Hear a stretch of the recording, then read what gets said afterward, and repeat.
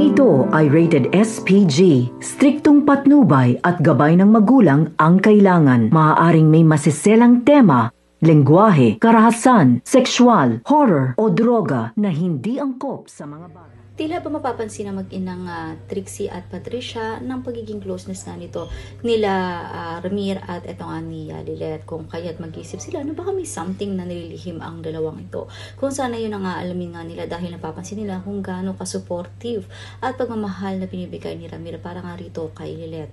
Samantala, makikita nga nito ni Patricia na tila ba nagtatalo etong si Lilet at Ramir at umiiyak nga itong si Lilet at nag-explain etong si Ramir kung kaya't magtatanong siya kung ano ba talaga ang nangyayari doon at nais nga niyang malaman. Samantala, ito rin namang si Lilet ay makikita niya ang paternity test ng kanyang among si Ramir at makikita niya na 99.9% na ito ay match sa kanya. So, ibig sabihin ito ang kanyang ama kung saan ay aalamin niya kay Tinang dahil matagal nga itong inilihim sa kanya.